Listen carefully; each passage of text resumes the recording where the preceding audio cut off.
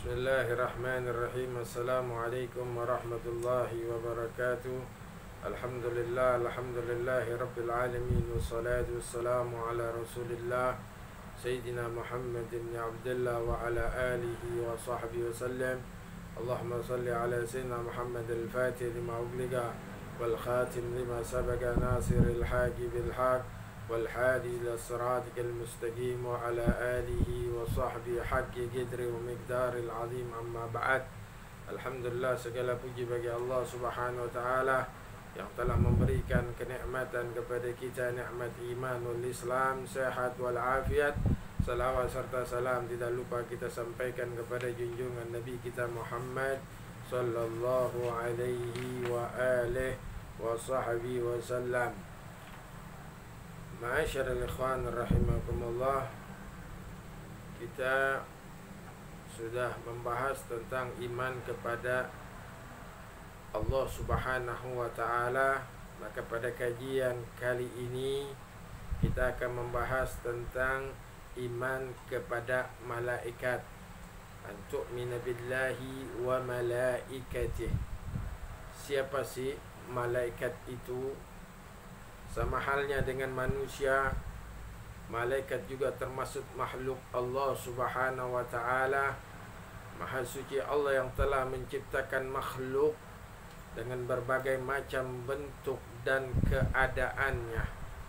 Meskipun tidak pernah berjumpa dengan malaikat, kita harus percaya akan keberadaan malaikat tersebut, di mana Allah Subhanahu wa Ta'ala berfirman, Bismillahirrahmanirrahim, wa lahum man bis samawati wal ardi wa man indahu la yastaghbiruna an ibadatihi wa la yastahsirun, yang artinya, dan miliknya siapa yang di langit dan di bumi, dan malaikat-malaikat yang di sisinya tidak mempunyai rasa angkuh untuk menyembah dan tidak pula merasa letih.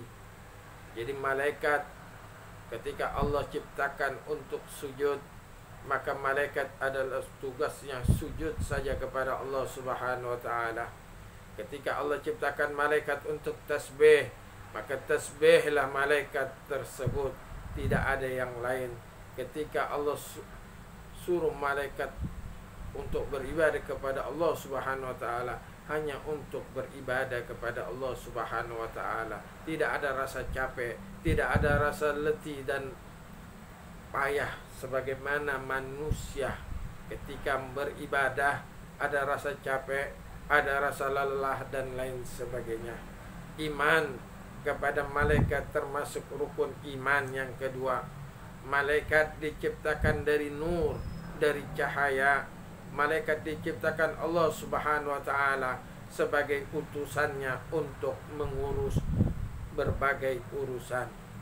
Ma'asyiral ikhwan rahimakumullah, kita lihat bagaimana sifat-sifat malaikat. Dikatakan selalu patuh kepada Allah Subhanahu wa Ta'ala dan tidak pernah berbuat maksiat kepadanya. Lihat bagaimana sifat malaikat, yang mana dia selalu mematuhi perintahnya Allah Subhanahu wa Ta'ala, tidak pernah bermaksiat.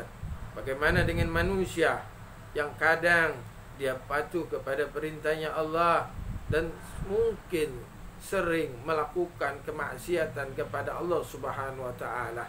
Berbeda dengan namanya malaikat. Karena malaikat Allah ciptakan tidak ada nafsunya, sedangkan manusia ada nafsunya. Manusia bisa menjadi mulia, bisa mengalahkan malaikat apabila mengalahkan hawa nafsunya. Yang kedua, malaikat dapat berubah wujud sesuai kehendak Allah. Kadang-kadang Jibril datang kepada Nabi Muhammad sallallahu alaihi wasallam menyamar seperti sahabat yang bernama Dihya al-Kalbi, terkadang seperti sahabat dari Arab Badui. Itu malaikat.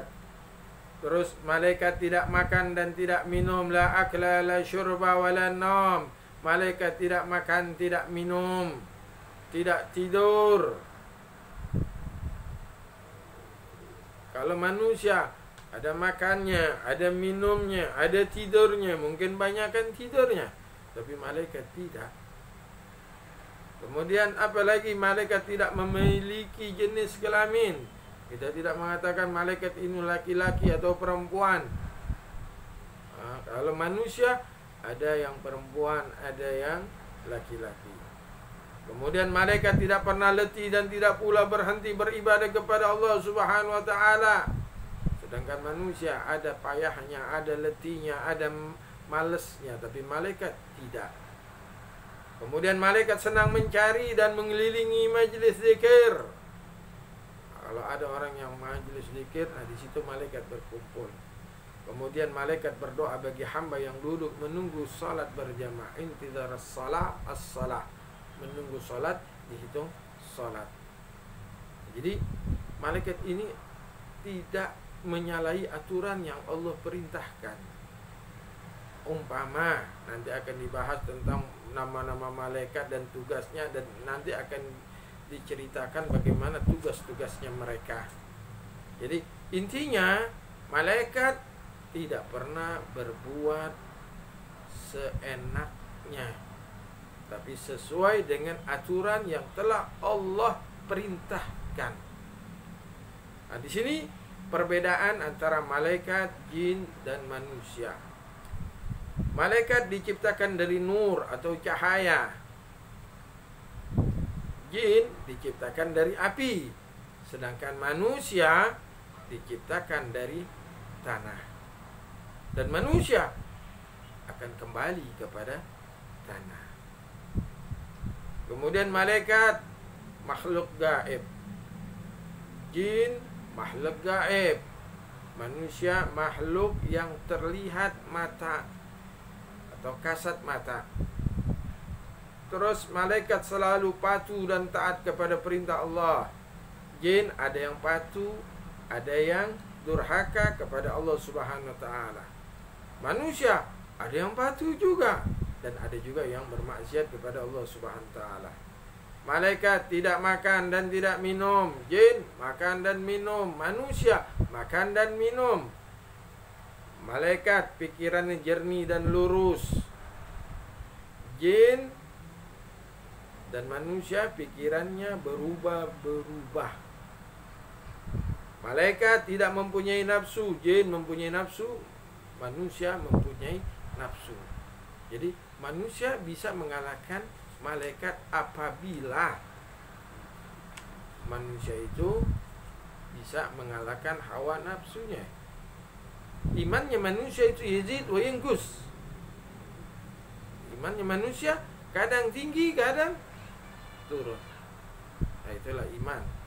Kalau malaikat ya sudah, yazid di situ saja. Kenapa?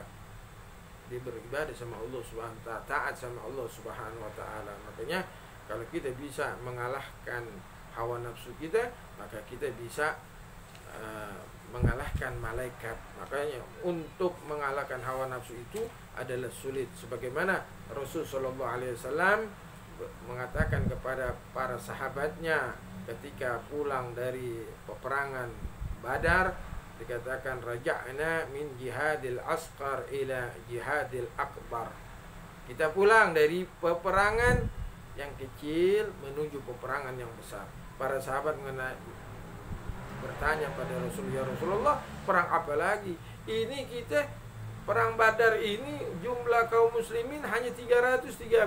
Sedangkan kaum musyrikin, orang kafir, jumlahnya 1000. Perang apa lagi yang lebih besar? Ini sudah besar ya Rasulullah.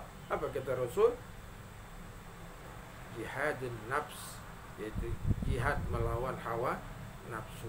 Nafsu jangan kita selalu ikuti.